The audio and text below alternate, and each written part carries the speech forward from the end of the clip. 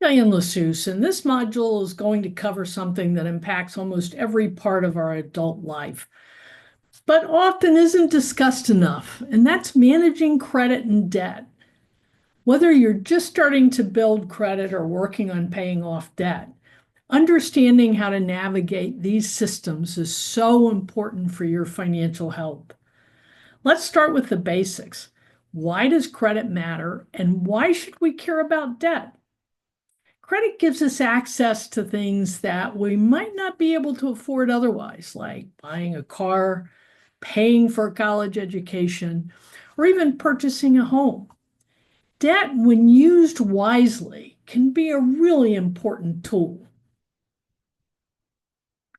But when it's not managed, it can become a major source of stress and a major roadblock to our future financial success. The way we use credit and handle debt affects our credit score, which in turn affects our ability to rent an apartment, qualify for loans, and sometimes even get a job. So, what exactly is credit? Credit is borrowed money that you agree to pay over time. Your credit score is a number, usually between 300 and 850. And that number tells lenders how likely you are to repay what you borrow. The higher your score, the more trustworthy you look to lenders.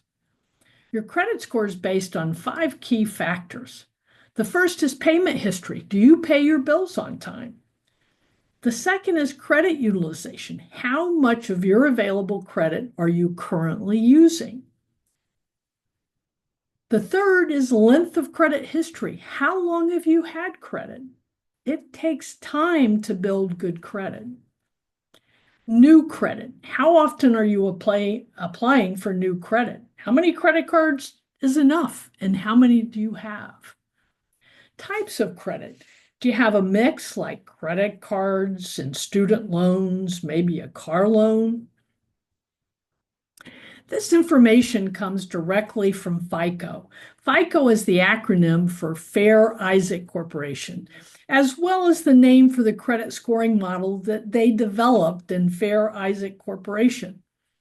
A FICO credit score is a tool used by many lenders to determine if a person qualifies for a credit card, mortgage, or other loan. And it is one of the most widely used credit scoring systems. Now let's talk about the different types of debt. There are two main categories: revolving debt, like credit cards where you can borrow and repay repeatedly, and installment debt, like student loans or car loans, which have fixed monthly payments over a specific period of time. If you get a car loan, it's 36 months, or today it could be up to 72 months. Because the cars are so much more expensive, people can't afford to pay them off in a shorter period of time. There's also secured debt, which is backed by collateral, like a car loan is backed by the car, or a mortgage is backed by the house. And then there's unsecured debt, like medical bills or most credit cards, which aren't backed by anything but your promise to repay. So, what are the signs of unhealthy debt? Or how do you know if your debt is becoming a problem? Some warning signs include making only minimum payments, or maxing out your credit cards, or charging up to the approved limit on the card. Skipping payments because you don't have the funds to make all those payments, or using credit cards to pay other bills. If you're constantly worried about money, or you can't see a way out of a debt, that's a red flag, and it's okay to ask for help. The Consumer Financial Protection Bureau has some great resources for managing debt and understanding your rights. Let's talk about some solutions. First, make a budget. Know how much money is coming in and where it's going out. Set up that emergency fund.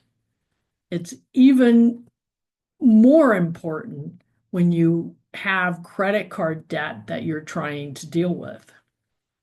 When it comes to paying off debt, two strategies can help.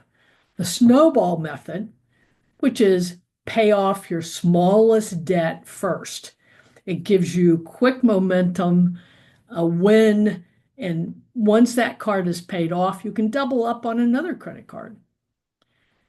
The other is the avalanche method. Pay off the highest interest rate first. It saves you more money in the long run, but it may take longer to work. Both methods can work, so you have to choose the one that motivates you the most. Using credit responsibly is key to building and maintaining a good credit score. So here are a few tips. Keep your credit utilization under 30%, meaning don't max out your credit cards. Always pay your bills on time. Don't open too many new accounts at one time. And check your credit report regularly for free at annualcreditreport.com. Your credit score isn't just a number, it's a reflection of your financial habits.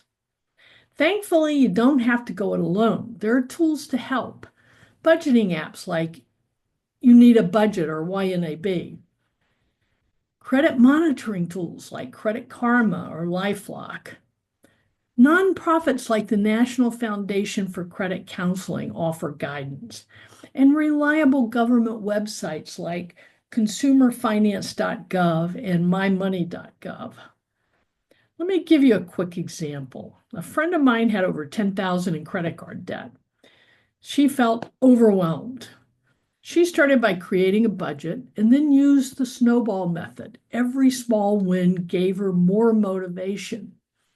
It took her 2 years, but she finally did pay them off, and without her income increasing significantly. The keys were planning, discipline, and support. In conclusion, credit and debt are powerful tools, but only if we use them wisely. Understand what types of debt you have, how they work, and what they cost. Use strategies like budgeting and targeted repayment plans, and monitor your credit regularly and use resources available to you.